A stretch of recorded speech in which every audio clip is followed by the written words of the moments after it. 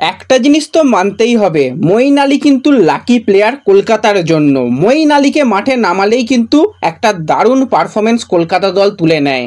আজকে কিন্তু সেই বড় পরিবর্তনটা করেছিল ক্যাপ্টেন আজিঙ্কা রাহানে। স্পেন্সার জনসনের পরিবর্তে কিন্তু মঈন আলীকে প্লেইং 11-এ নিয়ে আসা এবং চেস করার কিন্তু একটা সিদ্ধান্ত নিয়েছিল। হ্যাঁ, যদি ব্যাটিংও করতো 200 রানের উপর রান টার্গেট দিয়ে দিলে চেন্নাইয়ের পক্ষে জেতাটা যথেষ্ট চাপের হয়, কিন্তু সেই জায়গায় কিন্তু বল করার সিদ্ধান্ত নেয় এবং সিদ্ধান্ত পুরোটাই কিন্তু আজকে গেছে কেকেআরের জন্য। পর উইকেট তুলতে থাকে কেকেআরের বোলাররা। সেখানে ওপেনার হিসাবে কিন্তু রাচিন রবীন্দ্র এবং কনওয়ে আসে।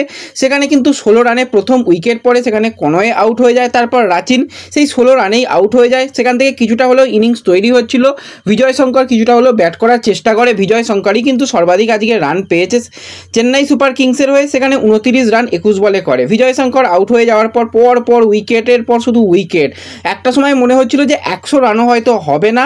সেখানে রাহুল ত্রিপাঠী ভাই খেলা পুরো ভুলে গেছে। ত্রিপাঠীকে এবার তুলে দেওয়ার সময় রয়েছে। আজকে ভালো বোলিং করেছে কিন্তু মঈন আলী 5-এর ইকোনমিতে কিন্তু আজকে বল করে চলে গেছে। 4টে ওভার বল করেছে, 20টা রান দিয়েছে, একটা তার মধ্যে মেডেন এবং একটা গুরুত্বপূর্ণ উইকেট। সুনীল নারিন কিন্তু 4 ওভারে মাত্র 13 রান দিয়ে 3টে বড় উইকেট।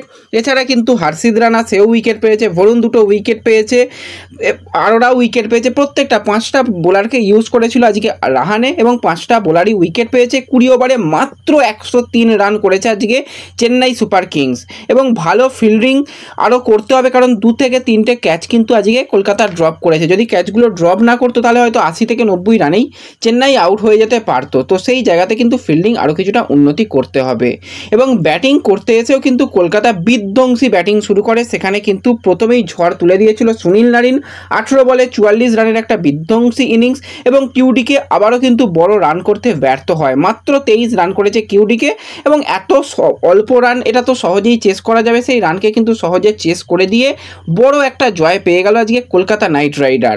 এবং চেন্নাই কিন্তু পর 5টা ম্যাচ হেরে গেল। এটা কিন্তু বিরাট বড় ধাক্কা। এখান থেকে কামব্যাক করা সত্যিকার যত অসম্ভব। এবার দেখা যাক, কিছু চেঞ্জেস হয়তো আসবে। রাহুল ত্রিপাঠী চরম অফ ফর্মে খেলছে, তাকে পরিবর্তন তো অবশ্যই করতে হবে। কিছু রিপ্লেসমেন্ট প্লেয়ার যদি সিএসকে নেয় তাহলে ভালো কিছু হবে। তো ওভারঅল কিন্তু মঈন আলী আশায় আজকে দারুণ হয়েছে এবং পুরো দিকটাই কিন্তু আজকে একতরফা খেলে গেছে কলকাতা নাইট রাইডার। তো বড় জয় কিন্তু কলকাতার জন্য এটা। তো এই ম্যাচ দেখে তোমরা কতটা খুশি হয়েছো কমেন্টে জানিও। ভিডিও ভালো লাগলে লাইক শেয়ার করে দিও।